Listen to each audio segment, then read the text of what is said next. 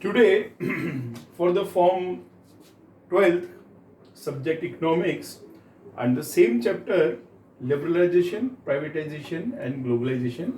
Today we will start the topic of privatization with this frame number 9. It is the ninth video with the frame number 9. So we will understand what is the meaning of privatization first. See, the privatization is transfer of ownership, control, management, and decision making from the government sector units or public sector undertakings to the private firms. So, what is the meaning of privatization? Privatization means the transfer. What is this? Transfer of ownership, control, management, and decision making, etc., of an enterprise from public sector to private sector, mainly through the transfer of ownership or through disinvestment, mainly through the transfer of ownership or through disinvestment. Means these two, transfer of ownership or selling the assets partly or fully, that is called disinvestment. We will discuss about this in length in the next frame. So dear friends, for this better understanding we need to just go in the flashback. After getting the independence and when the policy makers of India or the leaders of India, they have framed the main policies, that time they have adopted the mixed economic culture or mixed economic pattern of the our economy. But one relevant and important aspect was that there were our late Prime Minister Mr. Pandit Jawaharlal Nehru, he was more inclined towards the socialist pattern of economy. So at that time what had been done, the core sectors and the heavy industries and the enterprises for the infrastructural development were in the hand of governments. So that time the status of industrial sector during 1950 to 1980, it was, I have tried to explain it through this box.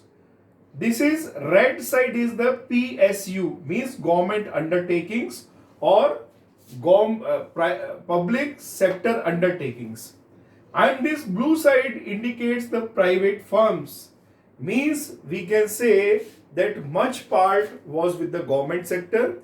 The government sector was very dominant and much of the control, management, decision making and administration was with the government sector.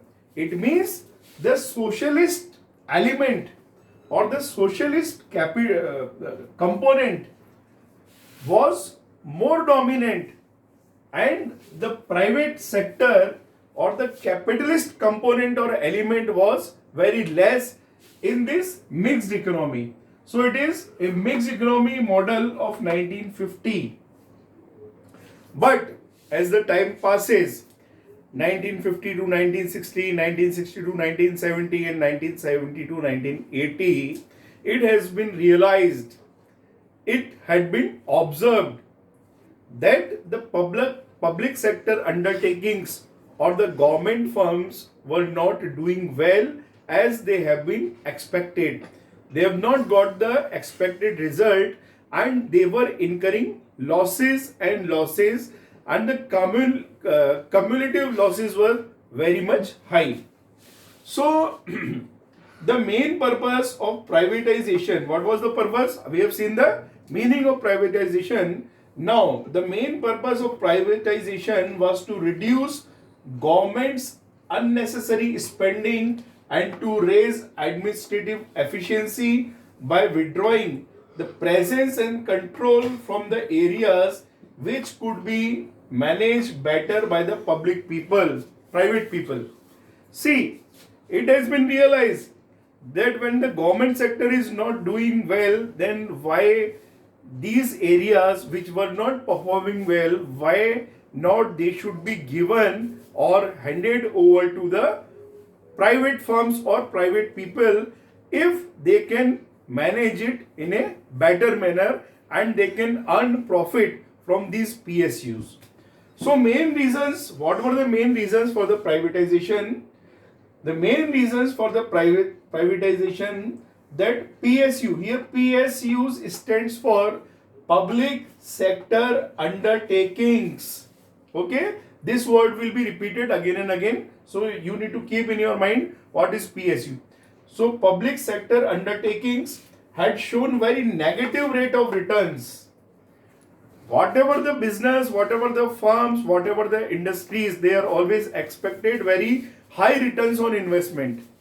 But here what was happening, the PSUs had shown very negative rate of returns on the capital employed on them.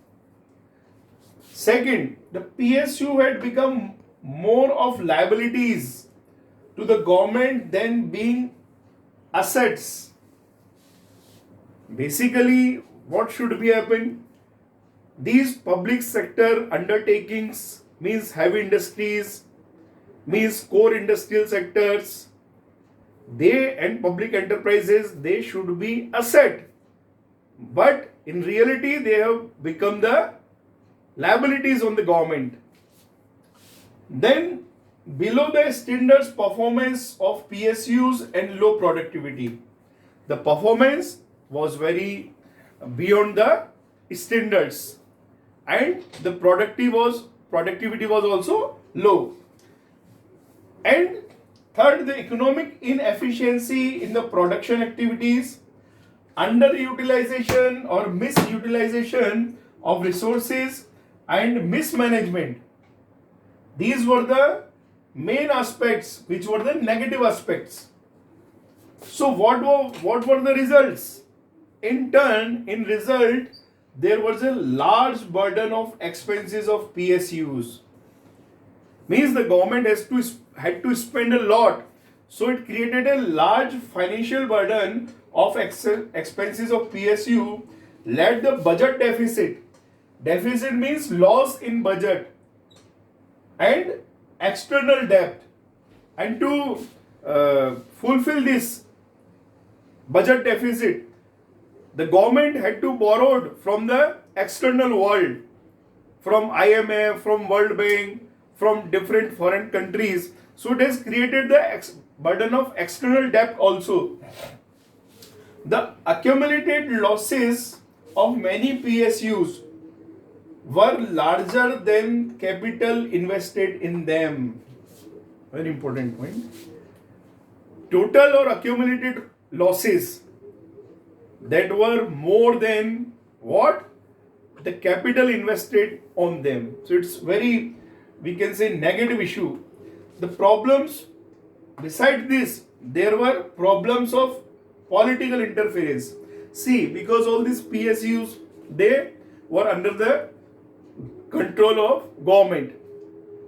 The politics and the politicians, they always try to interfere with various means in the recruitment, in the getting the various facilities, rest house, many things were there.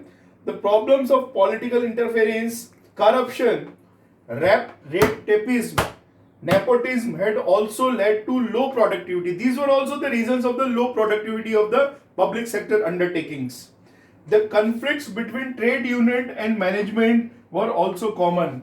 See, trade union which represents the labor, and when the rights of laborers are not fulfilled, they have some issues, they have some grievances, then the trade unit, they have also came forward and the conflicts were there with the management. So this trade union and management conflicts were also there.